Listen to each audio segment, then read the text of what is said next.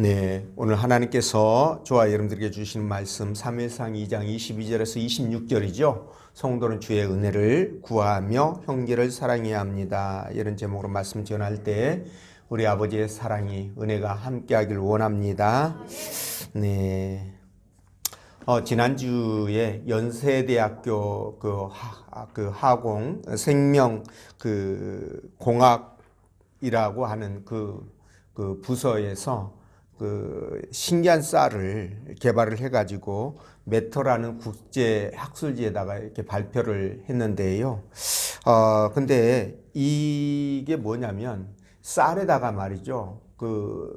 소 있지 않습니까? 소 세포를 이렇게 결합을 해가지고 하이브리드라는 쌀을 개발을 했는데, 그러니까 우리가 쌀을 먹으면 탄수화물만 먹게 되잖아요. 근데 이렇게 새로 개발한 쌀은 거기서 단백질을 취할 수가 있다. 이렇게 이제 이야기가 되었습니다. 근데 쌀 모양은 일반 쌀하고 똑같지만 그 쌀에서 나오는 그 맛이 견과류 같은 맛도 있고요. 그리고 소고기에 들어있는 그런 단백질이 함께 이제 있기 때문에 이거를 쌀을 먹고 단백질을 취한다. 정말 기적 같은 일들이 막 일어나고 있습니다. 세상 과학이 어디까지 발달할지 정말 두려운데요. 근데 이 소고기뿐만이 아니라 나아가 뭐 생선이라든가 또는 다른 육류 같은 것도 있잖아요. 이런 것들 영양분이나 맛도 이렇게 함께 쌀에 첨가시킬 수 있는 그런 기술을 이제 얼마든지 개발을 할 수 있다. 이렇게 얘기가 되어 가지고 저는 이 기사 내용을 보면서 하나님의 창조 질서와 연관해 가지고 생각할 때 이걸 좋아해야 할지 또는 반대해야 할지 뭐 감이 안 잡히더라고요. 근데 이런 거 보면서 어쨌든 생각이 드는 것은 우리 주님 오실 날이 그렇게 멀지 않았구나, 이런 생각이 함께 들었습니다. 어쨌든 세상이 어떻게 돌아가든 저와 여러분들은 굳건하게 믿음 붙들고 하나님 앞에 온전하게 세워지시기를 간절히 바랍니다. 오늘 하나님께서 본문의 말씀을 통해서 다음과 같은 두 가지로 우리에게 은혜를 주셨는데, 그 첫째가 성도가 금이나 은보다 하나님의 은혜를 구해야 된다는 것이고요. 두 번째는 남을 실족하게 하는 것은 화를 피할 수 없는 큰 죄다라는 부분의 말씀입니다. 자, 여러분, 우리가 예수 믿고 하나님 나라 백성으로 신앙인으로 살아갈 때 세상 사람과 다른 것이 있다고 한다면 아마 오늘 이 본문 속에 나오는 두 가지 대지의 내용이 아닐까 싶습니다. 세상 사람들은 많은 돈과 권력, 힘을 가지고 사람들을 지배하고 장악하고 그리고 우월적인 삶을 살겠다라는 은연중에 그런 속마음들이 있죠. 근데 우리 신앙인들은 그래서는 안 되고요. 금이나 은으로 대표되는 이 땅의 부귀영화보다는 하나님의 은혜로, 신앙으로 하나님과 함께 살아가려고 해야 된다는 것이죠. 또한 형제나 이웃이 나로 인해서 실족하지 않도록 애써야 되고요. 그리고 그들과 함께 살아가는 공동으로 함께 살아가는 방법을 찾아야 됩니다. 그리고 우리 이런 신앙인들은 말이죠. 이런 신앙인은 바르고 그리고 진실하고 정직하고 신실하게 살아갈 수밖에 없는 거죠. 이게 바로 세상 사람과 예수 믿는 사람들의 차이점이 아닌가, 이런 생각을 해봅니다. 그래서 여러분들은 마땅히 주의 은혜를 구하고 형제를 사랑함으로 구별된 삶을 살아가시기를 다시 한번 간절히 축원드립니다. 자, 그럼 본 말씀 따라가면서 왜 우리가 주의 은혜를 구해야 되고 형제들이 실족하지 않도록 그렇게 살아야 하는지 성령께서 들려주시는 하나님의 음성을 듣도록 하겠습니다. 자, 첫째로 성도가 금이나 은보다 하나님의 은혜를 구해야 하는데요. 26절 말씀 읽어봅니다. 자, 시작.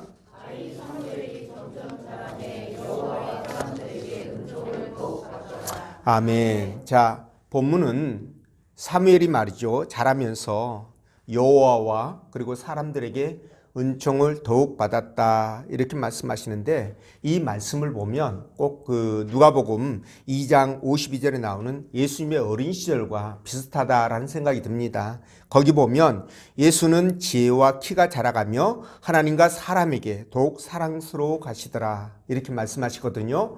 자, 근데 여러분 말이죠, 오늘 이 본문의 말씀과 제가 읽어드리는 누가복음 2장 52절에 있는 이 예수님의 성장하는 모습 두 가지를 보면 공통점이 있습니다. 그게 뭐냐면 하나님과 사람들에게 더욱 은총을 받았고요, 또 사랑스러웠다, 그러니까 사랑을 받았다 이런 말이겠죠. 이 부분을 우리가 이렇게 주시를 해야 되는데, 여러분 이 말씀만 보아도 예수 믿는 사람들은 하나님과 사람들에게 사랑을 받고 그리고 인정을 받고 또 은총을 받아야 된다는 것을 알 수 있습니다.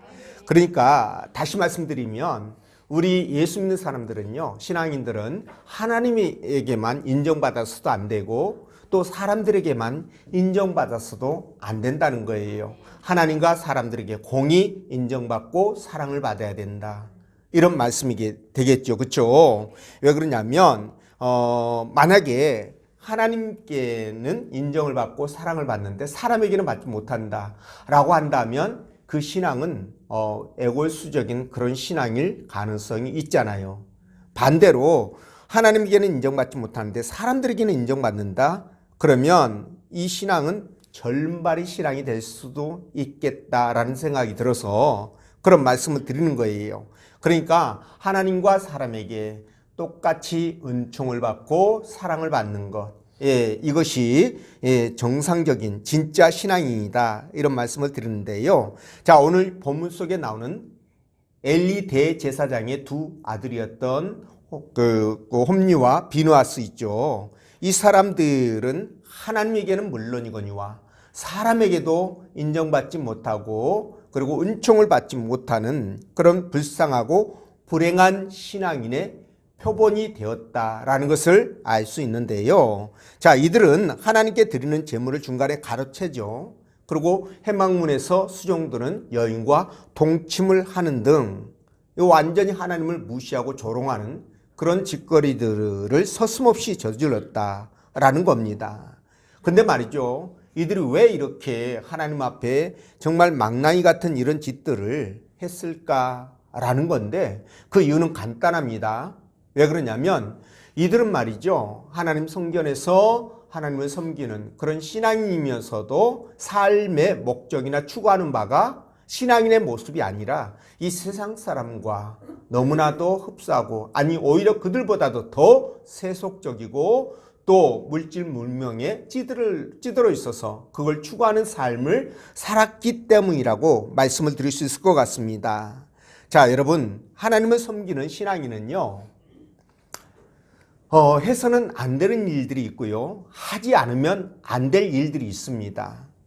자, 그런데 이들은 말이죠, 자신들의 부귀영화를 위해서 이런 것들은 안중에도 없는 거죠. 안중에도 없고 그들은 오직 자기 본능에 충실해서 육신의 소욕을 따라 그렇게 살았다, 이런 말씀을 드릴 수 있는데, 이들은 말이죠, 그냥 기름진 고기들, 많은 고기들만을 추구했다는 겁니다. 여러분, 이런 물질적인 욕심이 지나치다 보니까 그들이 누군지를 잊어버린 거예요. 그들은 엘리 대제사장의 아들로서 제사장 직분을 감당하고 있잖아요. 근데도 불구하고 그들이 직분을 망각하고 하나님을 무시하고 조롱하는 그런 수준까지 이르렀다는 거죠.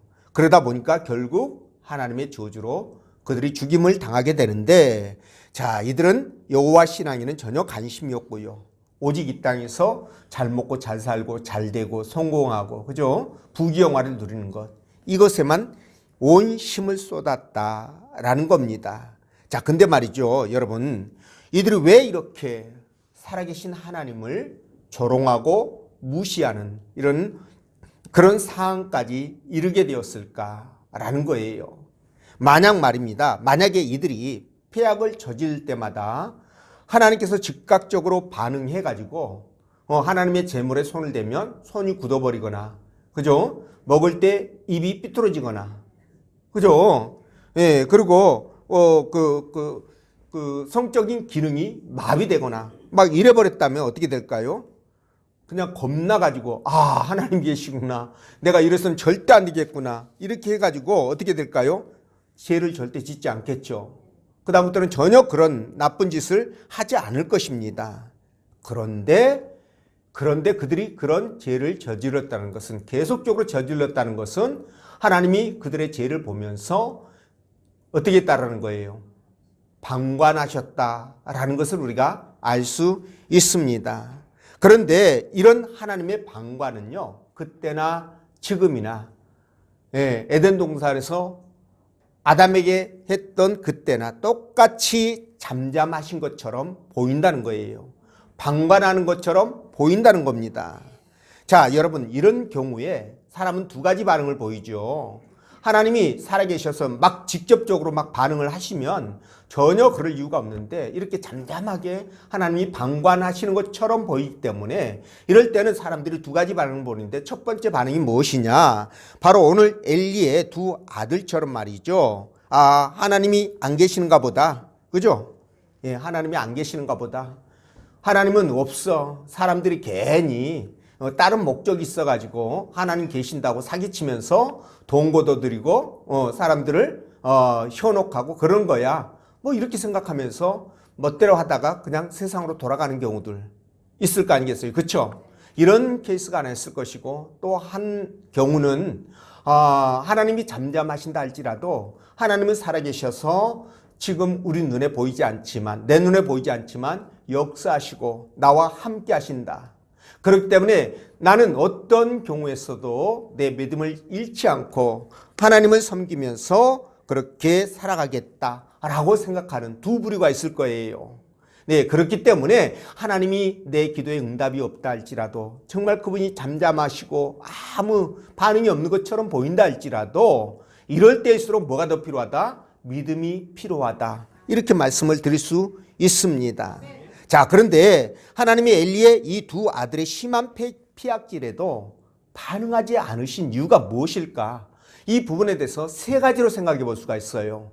첫 번째로 뭐냐면, 자, 저들이 스스로 죄를 깨닫고 하나님 앞에 돌아오기를 오래 참고 기다리십니다. 이거 사랑이죠. 예, 그런 목적 때문에 하나님이 참고 계셨다, 이렇게 생각할 수 있고요. 두 번째는 우리를 너무 사랑하다 보니까 우리의 자유의지를 거스르지를 못하시는 거예요. 마치 에덴 동산에서 아담에게 그랬던 것처럼. 그러니까 참고 기다린 거죠. 자유의지를 침해하지 않게 해서 그러셨다, 이렇게 생각할 수 있습니다. 그리고 세 번째는 뭐냐면, 이거는요, 저들이 죄를 짓는 김에 아예 확실하게 짓게 해서 나중에 변명을 하지 못하고 지옥으로 끌고 가는데 전혀 무리가 없게끔 하기 위하여 방관하시는 거 아니냐, 이렇게 생각해 볼 수가 있는 거예요. 이해가 되시죠? 자, 그러니까 이런 것을 안다면 전혀 그렇지 못하겠죠. 근데 엘리의 두 아들들은 나쁜 쪽으로 반응을 한 겁니다. 예, 그래서 하나님이 없다고 생각하거나, 있어도 천국이나 지옥 이런 거 다 거짓말이고 허상이다, 이렇게 생각하거나, 그러다 보니 마음껏 꺼리끼지 않고 죄와 더불어 먹고 마시면서 그렇게 죄를 지었던 것이죠. 예, 결국은 목숨을 잃게 됩니다. 자, 근데 반면에 사무엘은 어땠을까? 이런 생각을 해볼 수 있겠죠. 그렇죠? 자, 사무엘은 어땠을까요? 본문에 나와 있던 말씀처럼 하나님과 사람들에게 어떻게 했다? 은총을 받았다라는 거예요. 자, 근데 사실 사무엘이 말이죠, 어린 나이에 이 제사장복을 입고 성전에서 시중을 들 때 사람들이 어린 아이가 성전에서 참 일하느라고 야, 기특하다, 이렇게 생각하는 사람 물론 있었을 거예요. 근데 반면에 어떤 이들은, 자, 민수기 40장 3절 말씀을 보면은요, 성전에서 일하는 그 사람은요, 나이가 30세가 되어야 합니다. 30세 전에는 일할 수 없어요. 그러니까 이 말씀을 생각하면서, 아니 어떻게 어린애가 성전에서 일할 수 있어? 라고 못마땅하게 생각할 수도 있다는 거죠. 또 성전에서는 여러분 우리가 정말 엄숙하고 진중해야 되잖아요. 근데 어린아이가 거기서 천방지축 그렇게 하면 도움은커녕 오히려 걸려거리지 않겠어요. 이런 부분들을 생각하면서 사무엘이 성전에서 일하는 것에 대하여 부정적인 생각을 할 수 있는 사람들이 있을 거라는 거죠. 그럼에도 불구하고 오늘 본문에서는 사무엘이 하나님과 사람들에게 어떻게 되었다고요? 은총을 받았다라고 기록을 하는 것을 보면 분명 사무엘은 말이죠. 비록 어리기는 하지만 하나님과 사람들에게 어떻게 하면 그들이 좋아하는지 기뻐하는지 이것을 본능적으로 알지 않았을까 이런 생각이 드는 겁니다. 그래서 사무엘은요 평생 하나님과 사람들에게 바르고 정직하게 그리고 진실하고 성실하게 살았던 것 같습니다. 그래서 이 말씀을 우리가 어떻게 알 수 있느냐, 이 내용을 어떻게 알 수 있느냐, 바로 그 사무엘상 12장에 보면 이 내용이 나오거든요. 그 사무엘이 백성들에게 이제 늙어서 이런 이제 질문을 합니다. 내가 여기 있나니 여호와 앞과 그의 기름 부음 받은 자 앞에서 내게 대하여 증언하라. 내가 누구의 소를 빼앗았느냐, 누구의 나귀를 빼앗았느냐, 누구를 속였느냐, 누구를 압제했느냐, 내 눈을 흐리게 하는 뇌물을 누구한테 받았느냐. 만약 그런 일이 있다고 한다면 내가 그것을 갚으리라 이렇게 말하죠. 그러니까 이에 대한 반응, 백성들의 반응이 나오는데 백성들이 뭐라고 답변을 하냐면 당신이 우리를 속이지 아니하였고 압제하지 아니하였고 누구의 손에서든지 아무것도 빼앗은 것이 없나이다 라고 답변해요. 그러니까 이걸 볼 때 사무엘은 정말 하나님과 사람 앞에서 은총을 받을 만큼 충분히 그렇게 살았구나라는 것을 알 수가 있습니다. 자, 여러분 사무엘은 신앙인에 걸맞게요. 신앙인답게 이 땅을 살아갈 때요. 세상의 부귀영화에 관심 두지 않았습니다. 그냥 하루하루 일용할 양식에 만족했고요. 하나님께서 나를 지키시고 보호하시고 선하게 인도해 가신다라는 그 약속을 절대 사무엘은 잊지 않았던 것 같아요. 그래서 그는 하루하루 믿음으로 신앙으로 그렇게 살아갔던 것 같은데 여러분 이런 모습이 바로 진실한 신앙인, 진실한 예수쟁이의 모습이다라고 말씀을 드릴 수 있을 것 같아요. 여러분 또 그렇게 생각하시죠? 자, 그래서 우리는 이 땅을 떠나면은요, 이 땅을 떠나면 천국에서 영원한 복락을 누리기로 작정된 사람들이에요.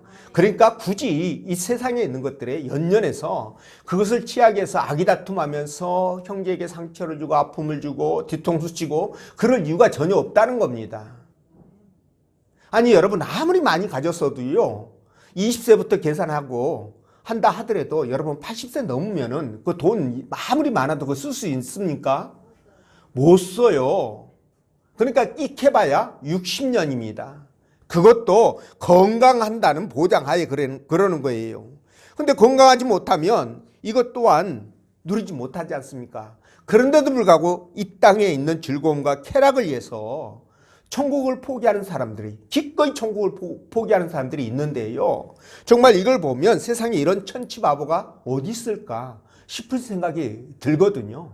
여러분도 동의하시죠? 예, 그렇습니다. 그래서 오늘날 엘리의 이 두 아들처럼 신앙이면서도 하나님을 의식하지 않고 막 살아가는 사람이 있다고 한다면 정말 가슴 아프고 슬픈 일입니다.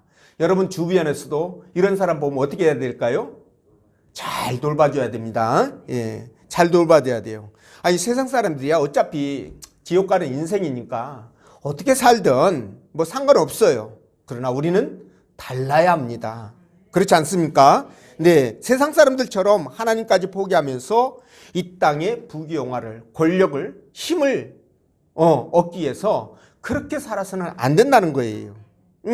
또한 내 이익을 이해서 수단과 방법을 가리지 않고 사람들 뒤통수 치고 그죠? 미워하고 온수되고 이런 것들을 쉽게 생각하는 사람들이 있는데 정말 이랬어도 안 되는 겁니다. 우리 믿는 사람하고 이런 거 갖고는 절대 친해질 수가 없는 거예요. 이해가 되시죠? 아니 그렇게 해가지고 얻는 게 뭡니까? 언뜻 보면 여러분 언뜻 보면 얻은 것이 많은 것 같고 성공한 것처럼 보일 수 있습니다.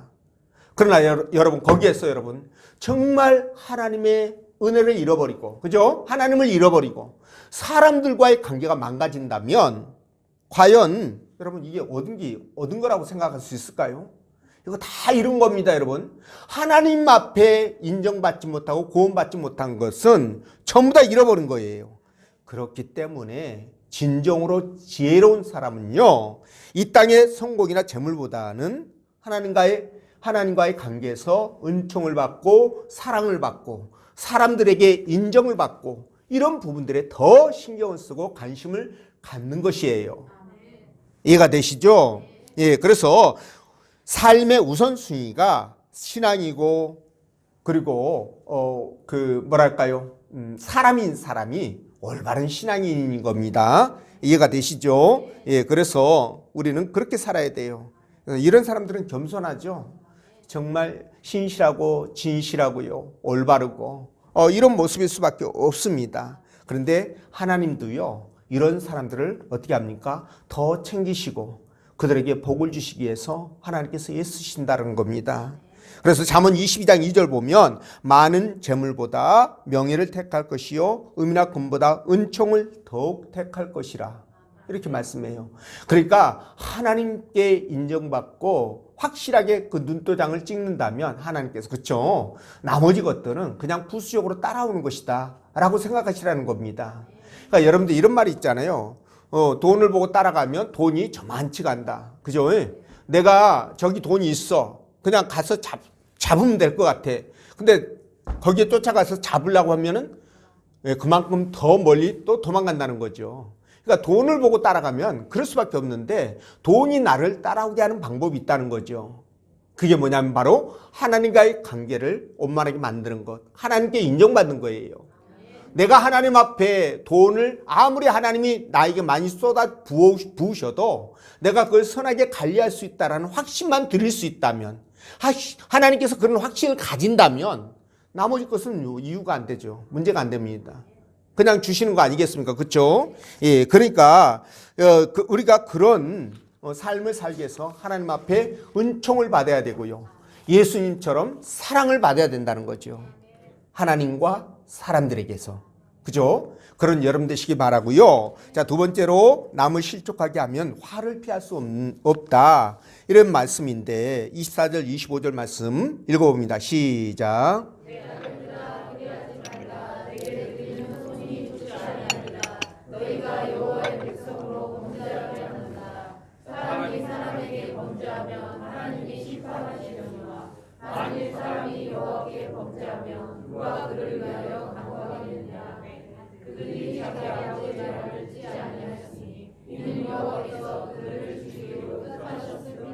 아멘. 자, 본문 말씀은요, 엘리 대제사장이 자기 두 아들이 흉측한 소문을 듣습니다. 아들이 어떻게 하고 다닌다는 것을 듣고 불러다 놓고 타이르는, 책망하는 것도 아니에요. 지금 이 내용 보면 타이르고 있습니다.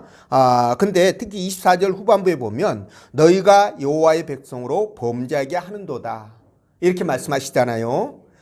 그러니까 이 말씀을 볼 때 엘리의 두 아들의 범죄가 이스라엘 백성들에게 얼마나 안 좋은 영향, 악영향을 미치고 있는지를 지금 잘 보여주고 있는 거예요. 자, 그럴 수밖에 없는 것이, 여러분 제사장이라고 하면 어떤 역할을 합니까? 백성들을 대신해서 하나님 앞에 제사를 드려주는, 제사를 집례하는 역할이잖아요. 두 번째 역할이 하나님의 말씀을, 율법을 백성들에게 가르치는 역할입니다. 그러니까 이 두 가지 역할은 굉장히 중요하죠. 그렇기 때문에 이 제사장들은 그 나이와는 상관없이 지도자로 어른 대접을 받아요. 그런데 당시에는 인쇄술이 없지 않습니까? 그렇죠? 그러니까 지금처럼 인쇄술이 발달해 가지고 각각 한 사람이 성경 한두 권 막 이렇게 이상 갖고 있잖아요. 근데 그 시절에는 전혀 그럴 수가 없어요. 그래서 성경이 굉장히 희귀하고, 그래서 성전에 가야만이 한 권 있을까 말까, 그죠? 이런 상황이다 보니까 백성들에게 하나님 말씀을 들려주고 또 그 말씀을 해석해 주잖아요. 그러다 보니 이 제사장들이 하는 말과 행동은 백성들의 삶의 기준이 되는 겁니다.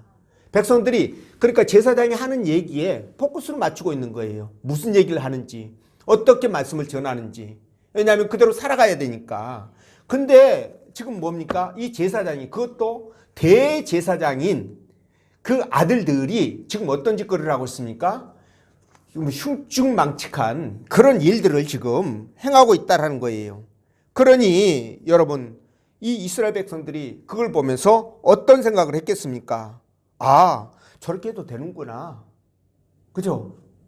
아니, 대제사장의 아들들이 제사장인 그들이 그렇게 하니까 아, 저렇게 해도 하나님께서 아무 말씀 안 하신가 보다. 괜찮은가 보다.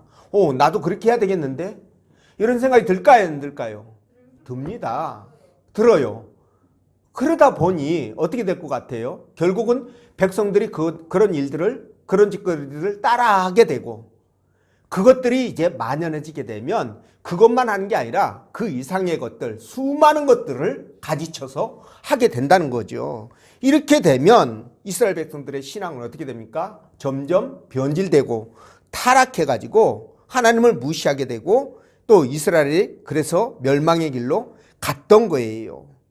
그러니까 이스라엘의 타락은 여러분, 이 엘리의 두 아들뿐만이 아니라 이 제사장들, 나머지 제사장들의 역할이 굉장히 컸다라고 보시면 됩니다. 예, 그러니까 굉장히 조심해야 되죠. 그런데 오늘날 이런 일들이 말이죠, 교회에서도 일어나고 있는 것은 어쩔 수 없습니다. 예, 교회 지도자들이 먼저 된 자 아니겠습니까? 그렇죠? 그러니까 선을 보여야 돼요. 그런데 안 좋은 모습들, 악한 모습들을 보인다면 어떻게 될까요? 그걸 보면서 또 신앙이 연약한 교우들이나, 그죠? 새신자들이 따라서 행한다는 거죠. 그렇게 되면 결국 교회도 변질되게 되고 타락하게 되고, 그래서 하나님의 심판을 끌어당기는 통로가 될 수밖에 없다. 이것을 우리가 이제 알아야 된다는 겁니다. 뭐 그런 상황에서 일부는 혹자는 이렇게 얘기할 수 있어요. 아니, 지 신앙, 지 믿음 지가 지켜야지. 내가 그렇게 했다고 해가지고 그걸 본받아도 똑같이 그러면 되냐? 이렇게 얘기할 수 있습니다. 물론 그 얘기가 전혀 틀린 말은 아니죠. 뭐 맞는 말이기도 합니다. 그래도 지 신앙 지가 지켜야죠. 그렇죠?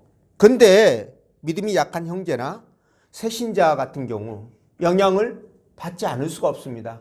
그대로 영향을 받게 돼요. 그래서 여러분들이 신앙생활하는 모습 하나하나가 믿음이 약한 사람들, 새신자들에게 영향을 미친다고 생각하셔야 돼요. 내가 주일 성수를 못하면 새로운 사람도, 예수 믿는 사람도 주일 성수 못합니다. 그거 보면서 아, 저렇게 해도 되는구나. 이 교회 중직들이 그죠? 그렇게 하면은 그대로 따라 하거든요. 예배에 참석하는, 뭐 공예배에 참석하는 것이라든가, 뭐 헌금 생활 하는 거라든가, 모든 것들을 보면서 그대로 따라서 하게 되거든요. 그러니까 이런 모습들이 굉장히 영향을 미친다라고 생각하시면 우리가 신앙생활을 하는 하나하나의 과정들을 어떻게 해야 될 것인가가 답이 나와요. 또 세상에 가서도 마찬가지입니다. 사회생활 할 때도 여러분 보통 이렇게 처음에는 몰라도요, 좀 지내다 보면 내가 얘기하든 어쨌든 간에 예수 믿는 사람, 교회 다닌다는 걸 알게 되거든요. 주변에 동료들이. 그러면 어떻게 됩니까? 동료들이 봤을 때 예수 믿는데, 예수 믿는다고 분명히 내가 들었는데 하는 행동이나 말하는 거 거지를 보면 뭐 우리나 저나 똑같네. 그죠? 아니, 예수 믿는 것들이 더 안 해 이런단 말이에요. 똑같다고 생각할 정도가 아니고. 이렇게 되면 어떻게 됩니까? 그 사람이 교회 다니고 싶어도 안 다닐 거 아니겠습니까? 근데 반대로 여러분 정말 행동거지가 바르고 진실하고 정직하다면 어떻게 될까요? 와, 예수 믿으니까 역시 다르구나. 그래, 나는 당장 못 나가도 내 집사람이라도 내 가족들이라도 나가게 해야 되겠다.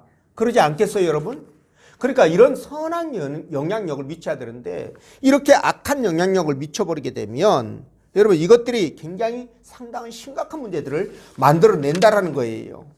그래서 성경은요, 악의 근원을 뿌리채 드러내라고 그렇게 지속적으로 말씀을 하셔요. 살짝 건드리고 그냥 덮으라는 게 아니라 아예 뿌리채 뽑아내라고 말씀하시거든요. 그게 성경의 흐름이고 말씀의 그런 내용들입니다. 자, 그런데 사람을 만약에 실족하게 하면 어떻게 될까요? 예, 25절에 나와 있잖아요. 여호와께서 그들을 죽이기로 뜻하셨다, 작정하셨다 그 말씀이에요. 그러니까 백성들을 실족하게 만든 홈리와 비누아스의 죄가 죽음으로 갚아야 될 중대한 죄라는 것을 지금 말씀하는 겁니다. 이해가 되시죠? 자, 이걸 통해서 우리가 깨닫는 게 있습니다. 뭐냐? 아, 형제나 이웃을 실족하게 하면 이게 심각한 죄고 또 그에 상응한 대가를 치루어야 되는구나. 이 부분을 우리가 깨달아야 돼요. 이해가 되십니까? 그러니까 교회에서 생각 없이 말을 쉽게 해가지고 상대방에게, 뭐 교회뿐만 아니에요. 사회생활 하면서도 마찬가지입니다. 아, 예수 믿는 거 다 알고 있는데 함부로 행동하고 함부로 말해서 상처 주고 아픔을 주고, 나아가 또 심하면 막 뒤통수까지 치고 그러죠. 이렇게 되면 어떻게 됩니까? 안 된다는 거죠. 예, 교회 같은 경우에 특히나 교회 다니는 것까지 포기할 정도가 돼버리면 뭐 이거는 정말 조심해야 될 부분입니다. 그래서 주님도 마태복음 18장 7절에서 뭐라고 말씀하시냐면요, 실족하게 하는 일들이 있으므로 말미암아 세상에 화가 있도다.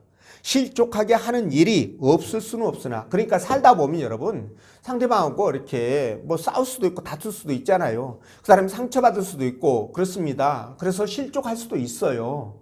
그런 경우가 있는데, 그러나 실족하게 하는 그 사람에게는 화가 있도다. 이렇게 말씀을 하심으로 여러분, 실족에 대한 책임을 피할 수 없다라는 것을 분명하게 밝히고 있습니다. 그래서 말이죠, 고린도후서 11장 29절에 보면 사도 바울이 뭐라고 그랬는 줄 아세요? 누가 실족하게 되면 내가 애타지 아니하더냐, 이렇게 말씀해요. 실족하는 것을 굉장히 경계하고 두려워하고 있는 것을 알 수 있죠.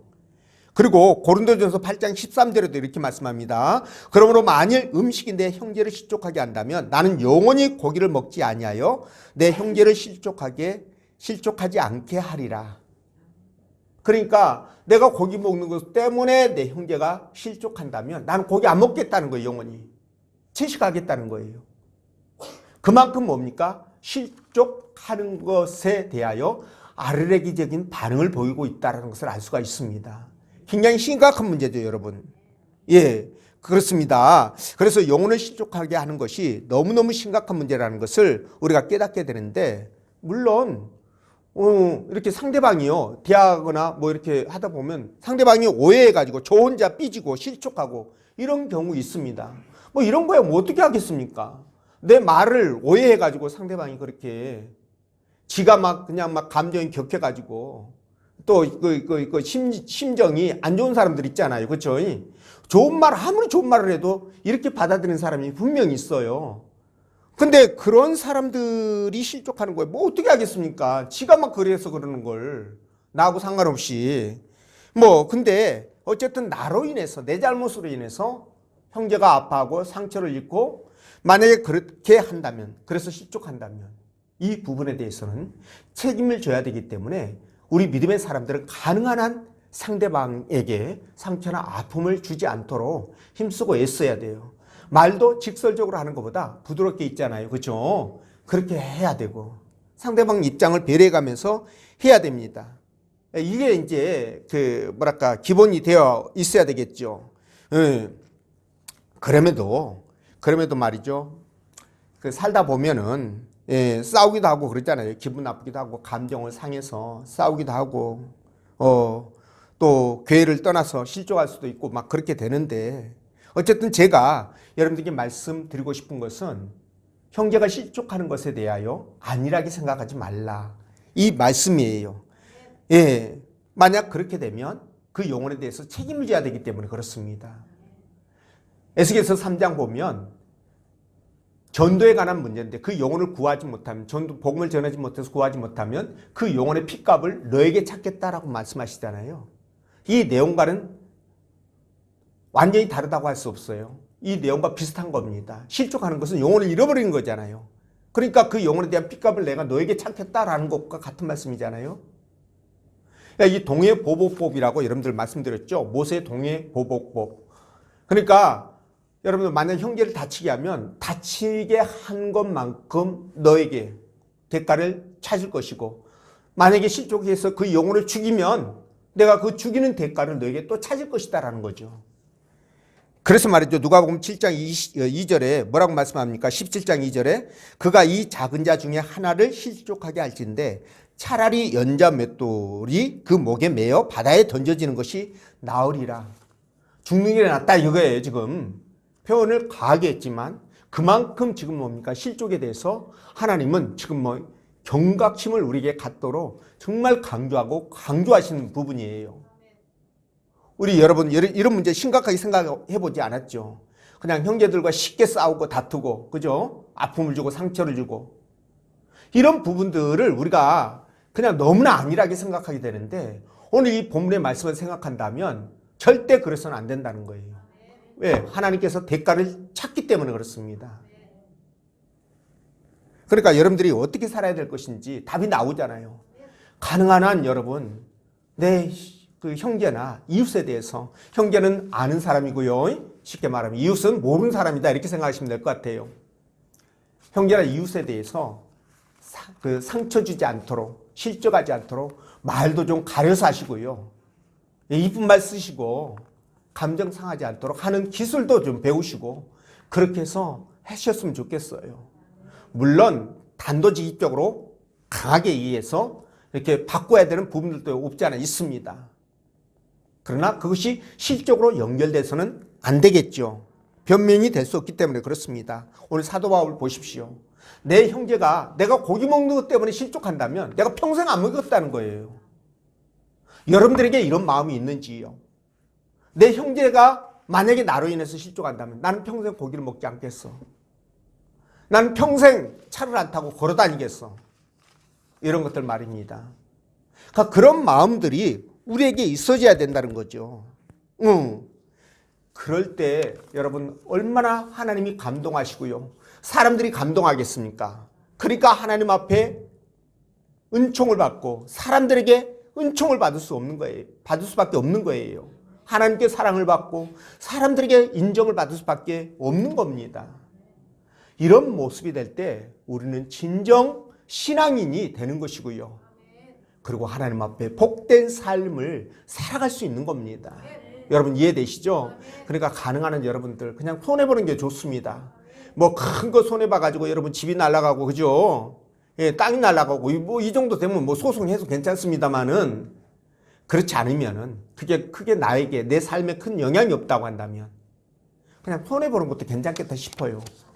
그 손해 안 보려고 하다 보니까 상처 주고 아픔을 주고 막 그러잖아요. 실족하게 하고. 여러분 그래서 여러분들이 꼭 신앙인으로서의 올바른 삶을 살기 위한 그런 부분으로 여러분들이 형제를 사랑하시고요. 그들을 섬기고 그들을 이해하고 품고 정을 나누는 그런 모습이었으면 좋겠습니다. 우리 교회가 그런 교회가 되었으면 좋겠습니다. 그런 저와 여러분 되시기를 주의 이름으로 축원드립니다. 기도합니다.